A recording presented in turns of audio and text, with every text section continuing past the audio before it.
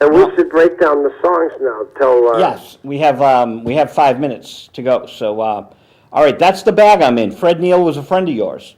Fred Neil was one of the legendary singers and songwriters of the 60s and had a tremendous bass voice, just would cause the walls to rumble.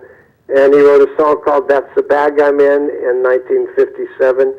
It was a double entendre between drugs and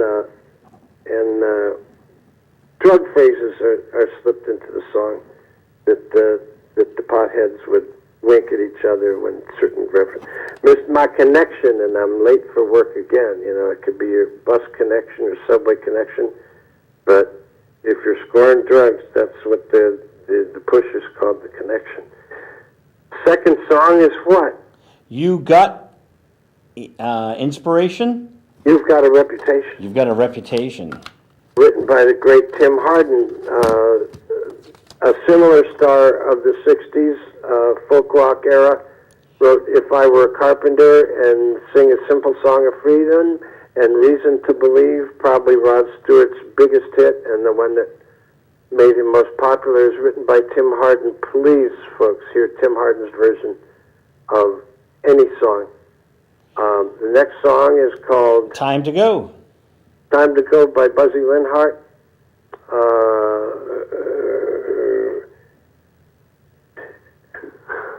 And from everybody's talking at me to talk about a morning. Per month apartment, 5 rooms for $110, and the Italian people would protect you.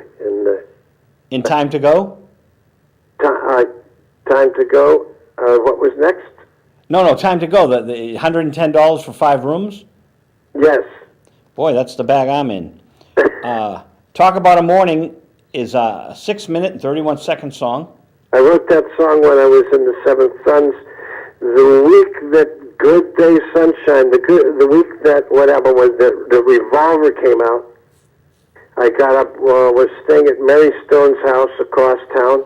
I got up in the morning and I listened to Good Day Sunshine about 10 times. I got in a cab, rode over to the Seventh Sons loft. Nobody was up and about yet, and some people hadn't arrived yet, so I sat down and wrote Talk About a Morning in about 5 minutes. They just pour out sometimes. And we got 90 seconds left, Buzz, so let's just say there's Red Light, Mother's Red Light. Mother's Red Light, Dougie Rodriguez was getting disinfatuated because the record company hadn't given us $25,000 advance they promised us, and so he was riding motocross and didn't show up for the last 2 sessions. So we recorded something else. The vibes were rented for me to play on Carly's album at that point. They had converged together. I took my girlfriend I was dating, Carly Simon, over to meet Eddie Kramer, and he heard her, and a week later we had her $100,000 cash advance to sign her first record deal, her first solo deal at 22. And the next song? And, well, I skipped the double song there, and then there's Kirkpatrick's Disaster, and then Searching. Well, Kirkpatrick's Defeat had 2 titles.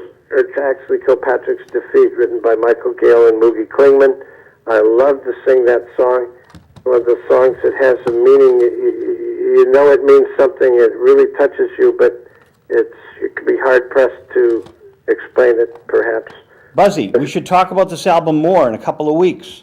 I've got one final phone call for the movie guy, and then I'm out of here.